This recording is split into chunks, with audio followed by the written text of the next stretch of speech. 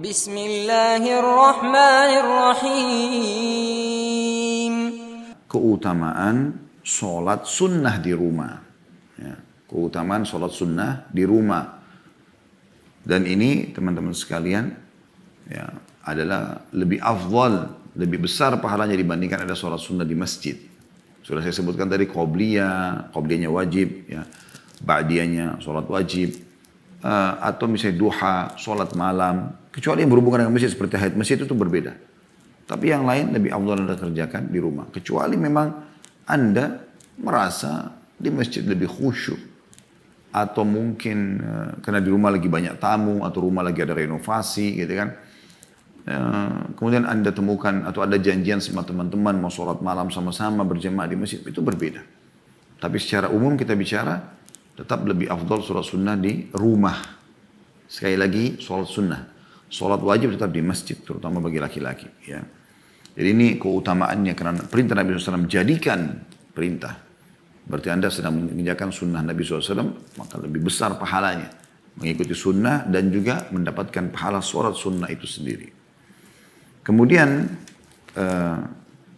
potongan yang kedua, mutiara yang kedua adalah wala tattakhiduha qubura, dan jangan kalian menjadikannya seperti kuburan. Nah, ini perumpamaan dari Nabi SAW. Sekaligus keluar sebuah hukum tidak ada sholat di kuburan, gitu kan? Maka tidak benar kalau ada orang datang sengaja sholat di kuburan, ya. Kecuali memang ada mayit yang baru meninggal. Pernah Nabi SAW melakukan, seorang wanita pembersih yang suka bersihkan masjid meninggal, lalu Nabi SAW tidak tahu beritanya kalau dia meninggal hari itu. Lalu Nabi SAW ditunjukkan kuburan, lalu beliau mensolatinya karena tidak sempat mensolatinya. Tapi dia tidak berlaku untuk orang-orang yang sudah meninggal sekian lama gitu ya. Selain daripada ini tidak pernah ada sholat di kuburan. Bahkan sudah masyhur riwayat-riwayat dari Nabi SAW tentang melarang menjadikan masjid sebagai kuburan gitu kan. Ataupun kuburan sebagai masjid. Dan beliau mengatakan Allah melaknat Yahudi dan Nasrani karena mereka menjadikan kuburan mereka sebagai masjid atau masjid mereka sebagai kuburan atau tempat ibadah mereka sebagai kuburan. Jadi banyak orang juga subhanallah sengaja meletakkan kuburan di dalam masjid atau misalnya mewasiatkan agar kuburan ada kuburan dia nanti kalau dia meninggal di masjid. Ini semua tidak benar. Ya, harusnya dikeluarkan. Kalau ada yang bertanya bagaimana dengan kuburan Nabi SAW? Yang pertama jawabannya adalah kuburan Nabi SAW itu di rumah, bukan di masjid. Itu di rumah Aisyah radhiyallahu anha.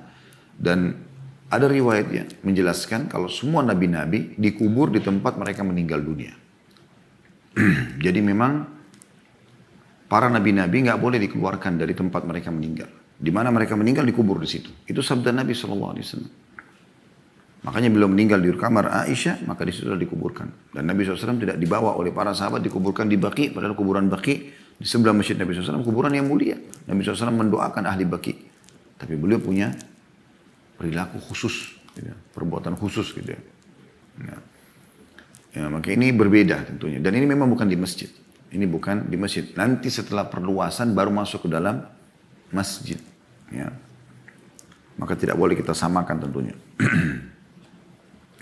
Hadis yang kedua di pasal kita ini dan urutan dari awal kita belajar 436, sanadnya juga sahih dari Jabir yaitu bin Abdullah radhiyallahu anhuma. Jabir dan Abdullah adalah dua-duanya sahabat Nabi yang mulia. Dia berkata, Rasulullah SAW bersabda, "Idza qada ahadukum as-salata fi masjidihi falyaj'al li baitihi nasiban min salati, fa inna Allah ja'ilun fi baitihi min salati khaira."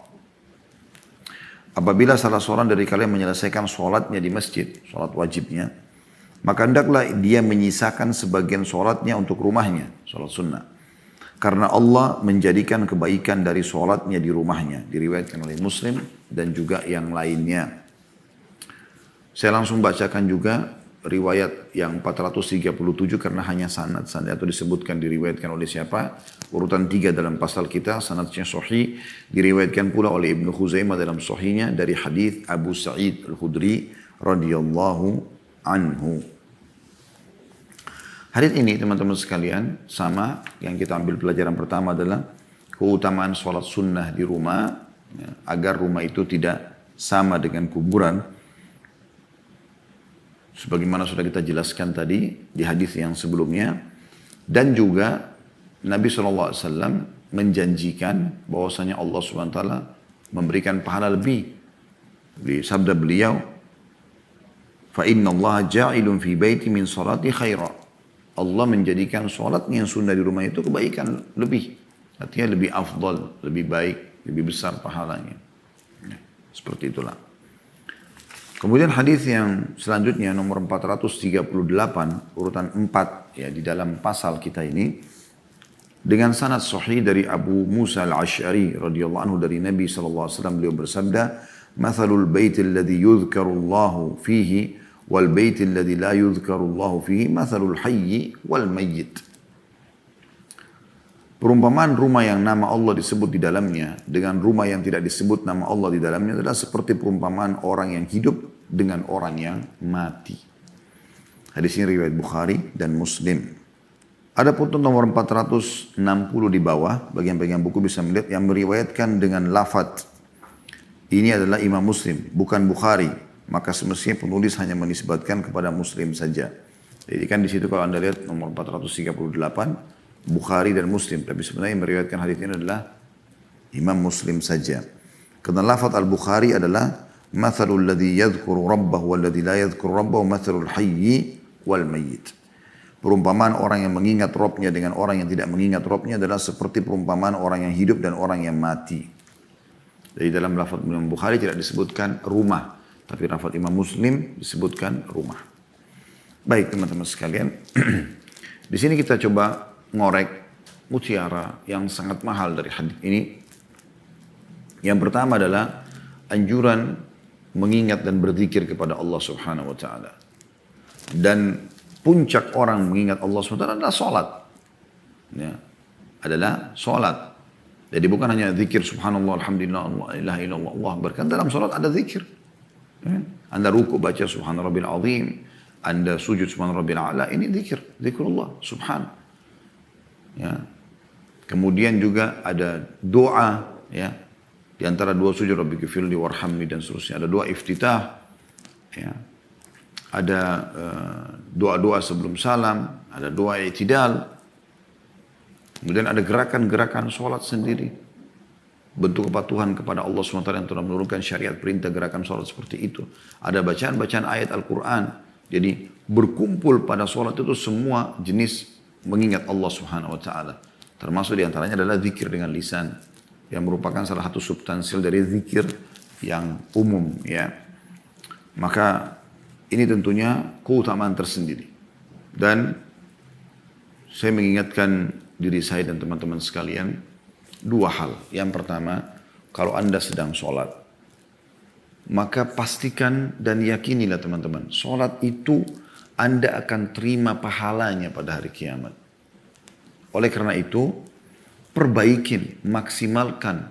Kita sudah pernah bahas juga di beberapa pasal yang lalu, yang Nabi SAW mengatakan siapa yang sholat, ya, wudhu dengan sempurna, lalu kemudian dia sholat dengan khusyuknya, rukuknya benar, sujudnya benar, ya, semua diberikan haknya, maka dibersihkan dosa-dosanya. Pastikan teman-teman dalam diri Anda sedang mengerjakan sebuah ibadah yang pasti Anda akan terima. Pahalanya sempurnakah, berkurangkah, ataupun kalau tidak diterima Anda akan mendapatkan jawabannya. Sebagaimana sabda Nabi SAW, ada orang tidak menerima pahala sholatnya kecuali setengah. Ada yang cuma bisa menerima sepertiganya, ada yang seperempatnya, ada yang sepersepuluhnya, bahkan ada yang hanya menerima dalam bentuk seperti pakaian yang diremukkan atau dikusutkan lalu dilempar ke wajahnya karena tidak ada nilainya. Oleh karena itu teman-teman, jangan pernah berpikir sholat ini adalah store kewajiban kepada Allah. Allah nggak butuh dengan sholat Anda. Sedangkan Anda khusyuk saja dari takbiratul ihram, penuh tumaknina, bacaan iftitahnya tenang, sempurna, faham maknanya, al-fatihahnya, surah setelah itu dibaca panjang, ruku dengan tumaknina, dengan bacaan semua bacaan ruku 5-6 bacaan semua dibaca. I'tidal dengan tenangnya semua doa i'tidal dibaca, bukan hanya sekitar Rabbana walakal hamd, dibaca semuanya. Mil'us samawati mil ardi mil'u ma syi'ta min syai'in hamdan katsiran thayyiban mubarakan fih. Allahumma la mani' lima a'taita wa la mu'ti lima mana'ta wa la yanfa'u dzal jadd minkal jadd li rabbil hamd. Itu banyak zikirnya. Semua itu pun dibaca, sujud dibaca semuanya. Ya, doa-doa sujud subhana rabbiyal a'la subhana rabbiyal a'la wa bihamdi subuhun qudusun rabbul malaikati war ruh subhanadzil jabarut wal malakut wal kibriya wal azama subhanakallahumma bihamdika allahumma ighfirli allahumma laka sajadtu wa bika amantu wa laka aslamtu sajada wajhi lilladzi khalaqahu wa sawwara wa tabarakallahu ahsanul khaliqin. Dibaca dengan tenang masing-masing, bahkan dibaca sampai 3 kali ya, atau lebih. Kemudian duduk di antara 2 sujud dengan tenangnya, Rabbi ghfirli warhamni wajburni wa'afini warzuqni, dengan beberapa lafaz dibaca semuanya. Kemudian juga sampai berdiri salam lagi, khusyuknya luar biasa, sempurna bacaannya dengan tumaknina dan faham apa yang dia ucapkan. Dan dia memilih jumlah maksimal dalam jumlah yang diizinkan gitu kan. Kayak Anda rukuk sujud kan baca sekali, itu yang sangat ditekankan. 3 kali sunat, tapi Anda boleh baca lebih daripada itu. Kalau saya tidak salah ada athar dari Nabi SAW, beliau pernah baca sampai 10 atau 11 kali. Ya. Itu pun semua teman-teman sekalian, Allah nggak butuh itu. Yang butuh itu siapa? Kita. Anda yang butuh itu. Perbedaan dasar atau bahkan sangat nyata perbedaan antara seseorang yang sholat hanya seperti stor kewajiban, seakan-akan Allah butuh, dan ini persepsi yang sangat salah. Harus segera diperbaiki. Dengan orang yang sholat, tapi dia faham kalau ini dia butuh, ini akan menyelamatkan dia di akhirat, akan meninggikan derajatnya, akan menambah fasilitas bidadari yang akan melayani dia, istana-istana yang mewah, segala macam dipan-dipan luar biasa. Kalau itu dengan itu, maka beda. Ini dia akan jaga sholatnya karena dia tahu Tuhannya nggak butuh, dia sedang mempersembahkan. Ya, ibadah dia ini ibadah saya, Allah terimalah gitu kan. Nabi Ibrahim dan Nabi Ismail alaihissalam diperintahkan Allah membangun Ka'bah. Setelah membangun Ka'bah, mengikuti perintah-perintah Allah Subhanahu wa taala, mereka sudah kerjakan sempurna. Apa yang mereka lakukan? Apa yang Allah nukil tentang mereka? Mereka mengatakan, Rabbana taqabbal minna innaka antas samiul alim wa tub alaina innaka antat tawwabur rahim. Ya Allah, terima amal ini dari kami. Padahal mereka sudah ikhlas, mereka utusan Allah, mereka sudah ikuti semua syarat dan rukunnya, mereka masih mohon kepada Allah karena mereka tahu mereka yang butuh, bukan Allah yang butuh. Rabbana taqabbal minna, wahai Tuhan kami, terima dari kami. Innaka antas samiul alim, sesungguhnya Kau Maha mendengar dan Maha mengetahui. Wa tub alaina, dan terimalah taubat kami kalau sampai ada yang salah, ada yang keliru. Innaka anta tawwabur rahim, karena Engkau Maha menerima taubat hamba dan Engkau Maha pengasih.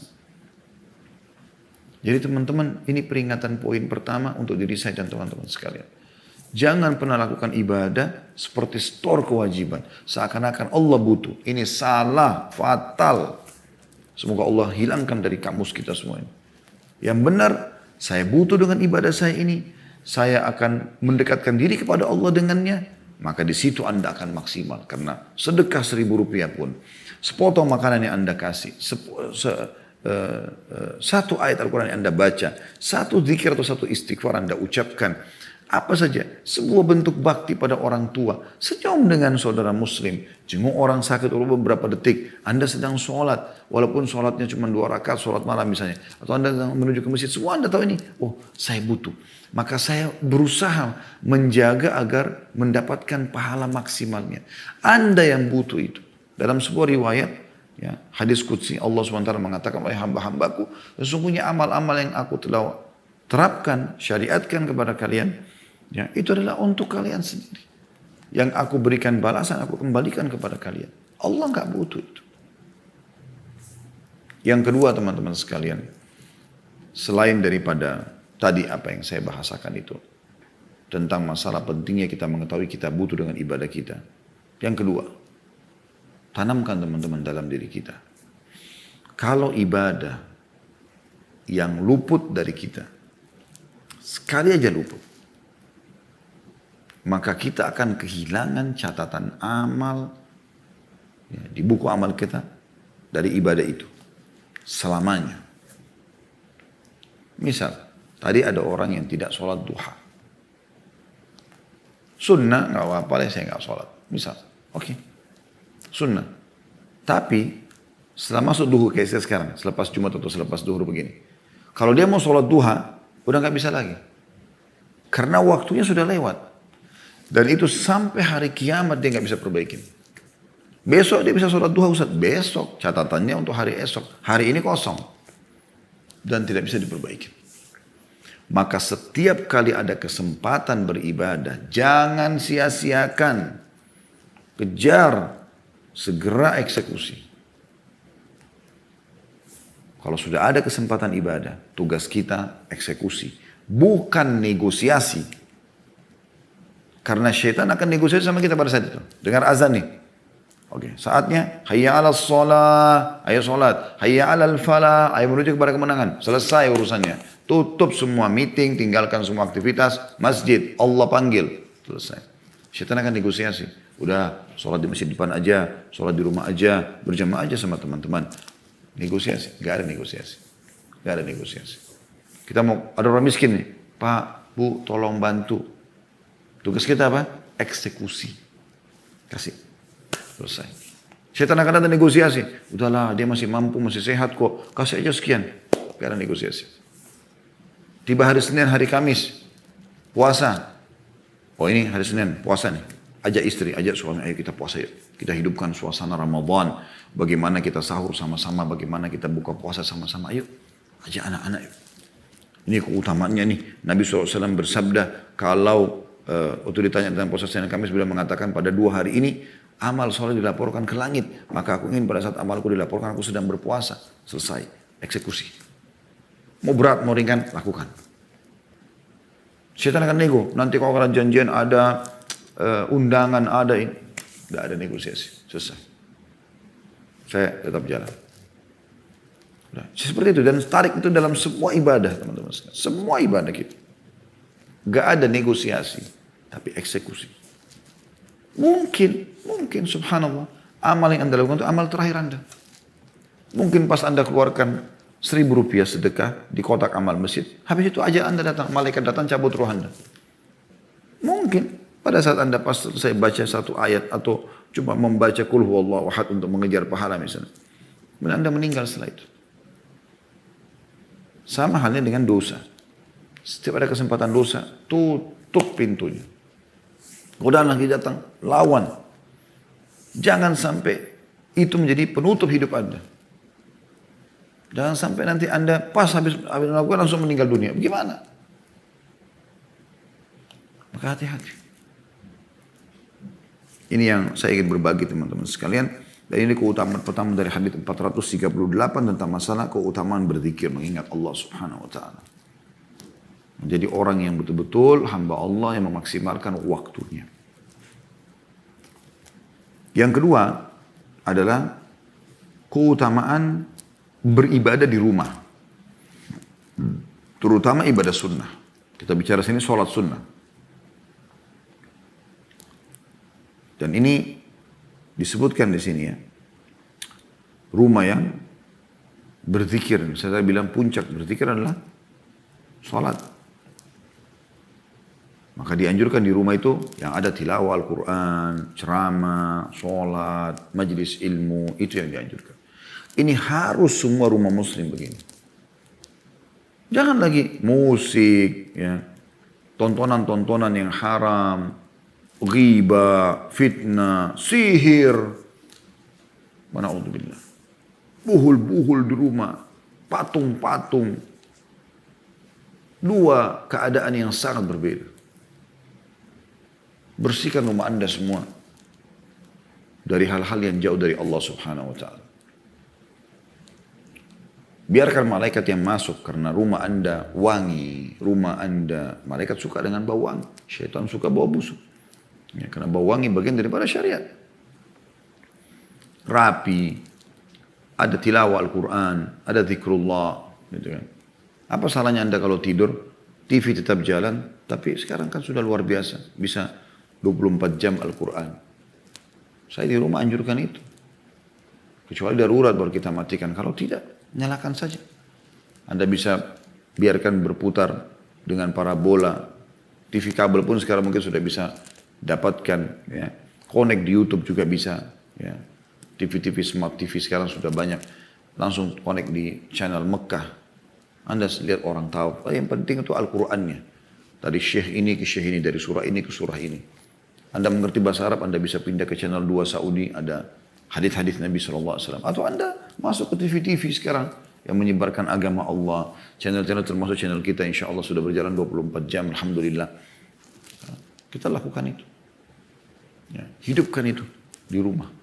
Sehingga berkah.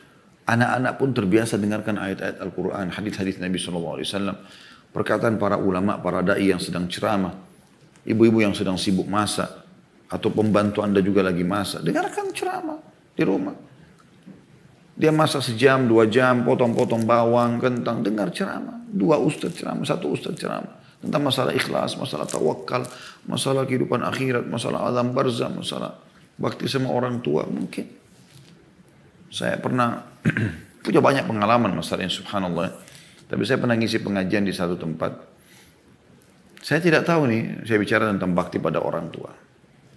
Sudah, saya bicara dengan contoh-contoh, setelah selesai, subhanallah. Berapa minggu kemudian ada salah satu panitia taklim itu datang kemudian menyampaikan. Kalau setelah dengar ceramah itu, dia langsung beli tiket, dia berangkat ke Jawa Timur, langsung temuin orang tuanya. Saya sampai waktu itu merinding, subhanallah. Artinya, saya hanya menyampaikan, ada orang yang praktekin, saya juga ikut pahalanya. Susahnya apa ini? Kalau Anda juga, terutama Anda sebagai ayah di rumah, ibu di rumah, Anda punya wewenang untuk itu. Berapa banyak orang yang membiarkan anaknya sibuk nonton-nonton yang tidak benar. Pembantunya juga tidak pernah sama sekali. Belikan mukena aja enggak. Kasih sejadah aja enggak. Ajak sholat aja enggak. Sehingga 3-4 tahun pembantunya, oh itu memang enggak sholat dia tuh. Loh subhanallah, kamu tanggung jawab. Kamu kan majikannya. Kenapa enggak kejar pahala dari orang ini gitu? Saya tahu Dr. Sulaiman Rahili, hafidhahullah, guru yang kami muliakan, masih hidup di Madinah. Sekarang beliau jadi imam Masjid Kuba. Adiknya kebetulan Dr. Muhammad Rahili, sahabat dekat saya. Dan dia menceritakan, bukan dari Dr. Sulaiman tapi dari adiknya. Dia mengatakan ada pembantunya, kakak saya ini, datang dari Indonesia, nggak ngerti apa-apa. Pakaiannya juga ya apa adanya, tidak tahu baca Quran segala macam. Subhanallah, tinggal 2 tahun kalau nggak salah sama Syekh Sulaiman, pulang sudah hafal sekian juz, ya, udah tutup aurat yang benar, ya, kemudian juga ya, bisa membantu keluarganya karena gajinya disimpan dan segala macam keberkahan yang luar biasa. Kenapa Anda tidak lakukan itu? Kenapa dibiarkan pembantu kita tidak pakai hijab? Kenapa dibiarkan pembantu yang non-muslim tidak diajak syahadat? Kenapa semua dibiarkan mereka dalam kemaksiatan? Kenapa Anda tidak bentuk rumah tangga itu jadi baik? Kata Nabi SAW, sesungguhnya Allah, para malaikatnya, ya, seluruh penghuni langit, seluruh penghuni bumi, sampai semut di lubangnya, dan ikan paus, ya, yang ada di lautan, memohon ampun untuk para pengajar kebaikan. Tidak harus ulama ini.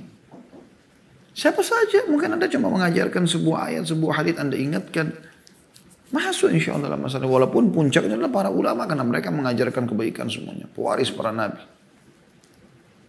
Tapi ini luar biasa. Muallimin nasil khair. Yang mengajarkan orang kebaikan.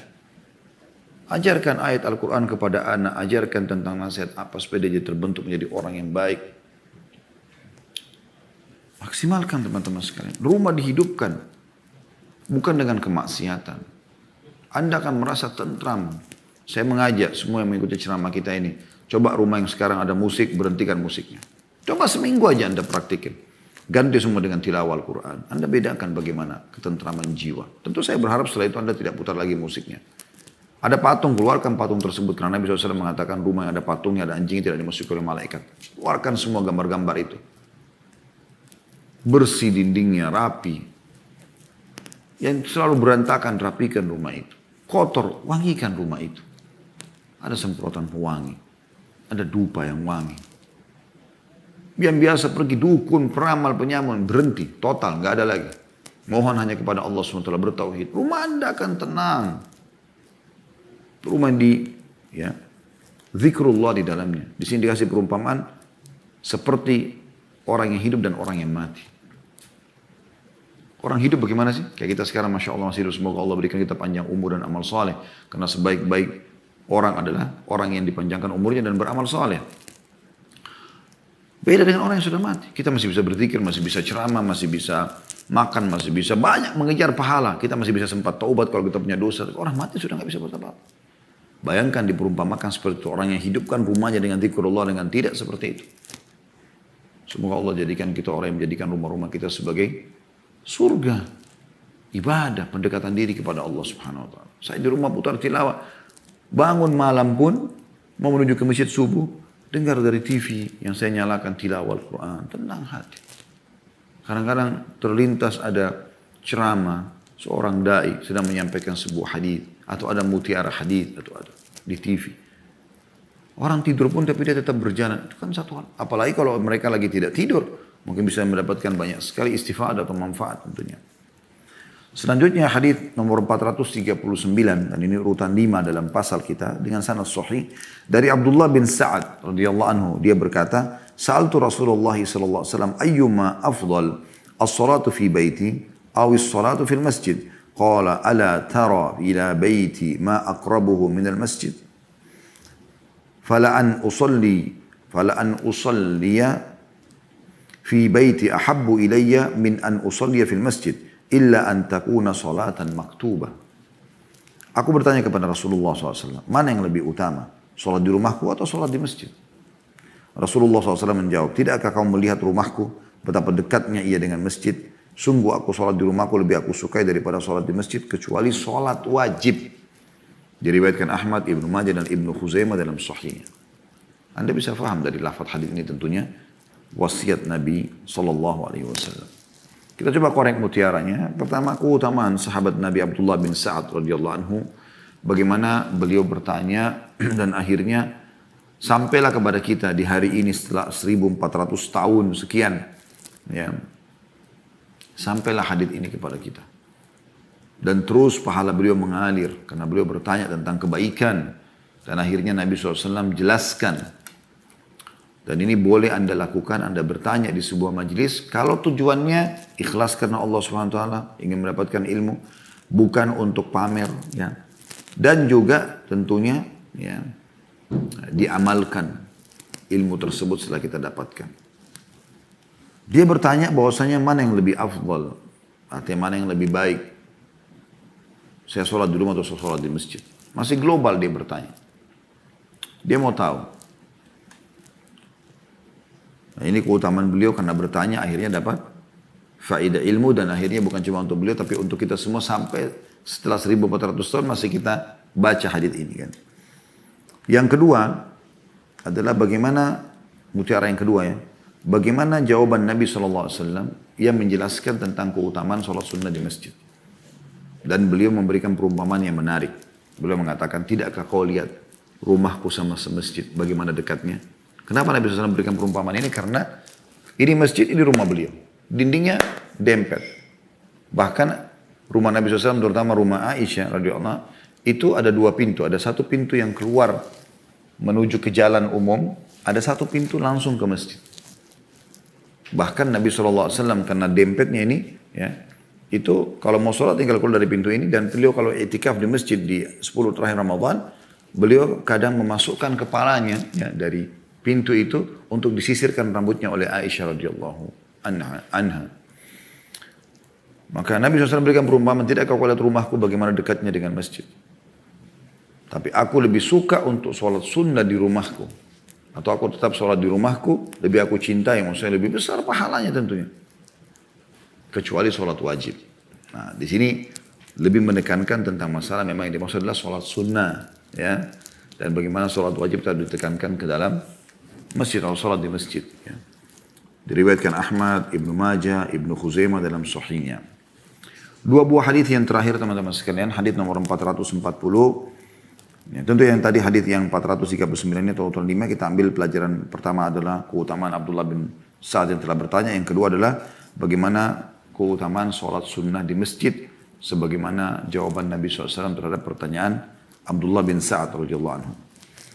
Hadis selanjutnya 440 dan tinggal dua buah hadis ya. Sama 441 nanti insyaAllah. Hadis 440 di sebelahnya ada angka 6 artinya hadis ke-6 di pasal kita ini titik 2 sahih. Dari Zaid bin Thabit radhiyallahu anhu bahwa Nabi SAW bersabda, "Sallu ayuhan nasu fi buyutikum, fa inna afdala salatil mar'i fi baiti illa salatal maktuba." Wahai manusia, salatlah di rumah-rumah kalian. Karena salat seseorang yang paling afdal adalah di rumahnya kecuali salat wajib. Nah, berarti kembali kepada salat sunnah ya. Kecuali wajib. Wajib sudah kita tekankan dari banyak pasal-pasal yang lalu kita pelajari dan juga tadi sudah kita tekankan di awal pertemuan kita. Bagaimana bagi laki-laki jangan ketinggalan masjid. Ingat wasiat itu. Salat di masjid, salat di masjid. Ingat bagaimana para sahabat mengatakan ya.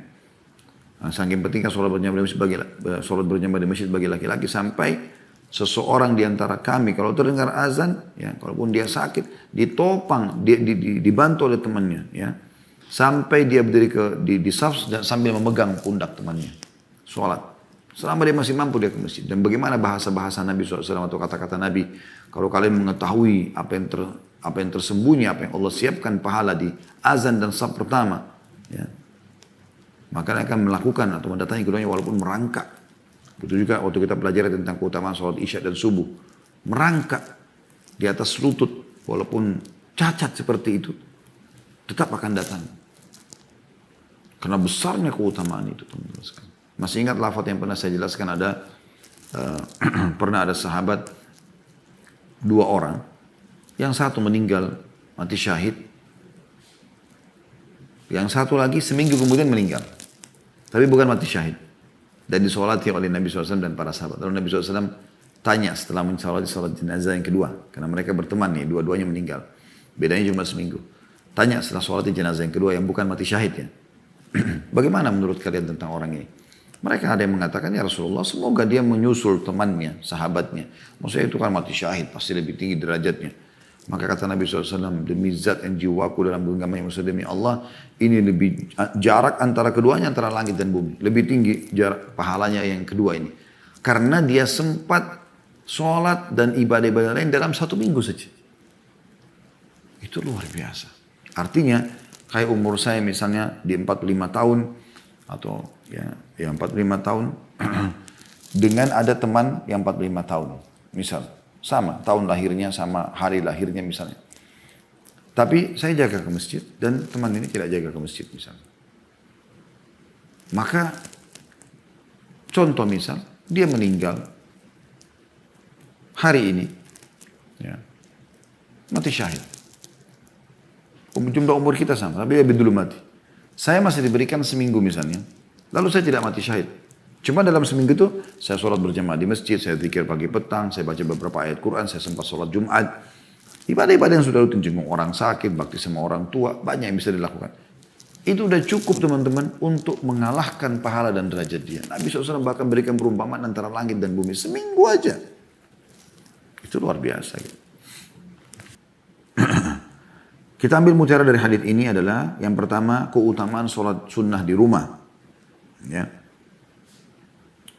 Sebagaimana sabda Nabi SAW, "Sallu ayuhan nas fi buyutikum." Salatlah hai sekalian manusia di rumah-rumah kalian. Ini sudah sebagaimana tadi sebelumnya ya. Dan bagaimana memang dia lebih afdal dikerjakan di rumah. Fa inna afdal salatil mar'i fi baiti. Karena yang paling utama salat sunnah bagi seorang di rumahnya. Ya. Dikatakan illa salatul maktubah kecuali salat wajib.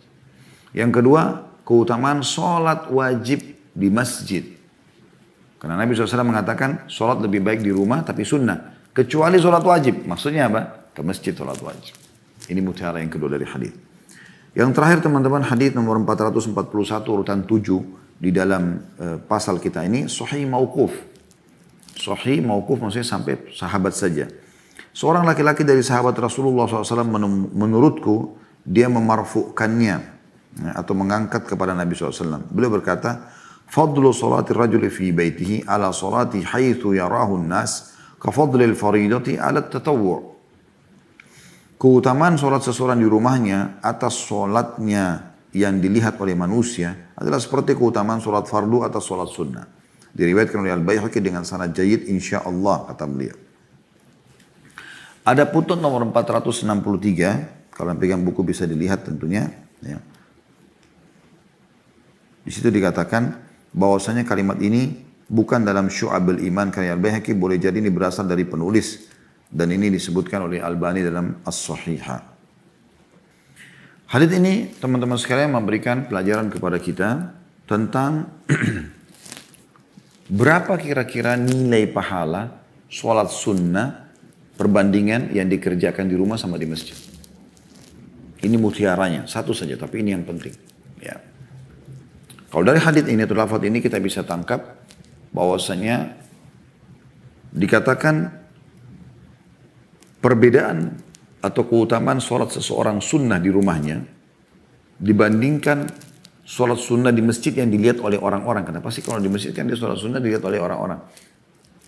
Seperti perbedaan antara sholat wajib dan sholat sunnah. Nah sekarang sholat wajib kalau kita sering bahasakan adalah pahalanya besar. Kalau ikan paus, sholat sunnah adalah ikan teri, gitu kan.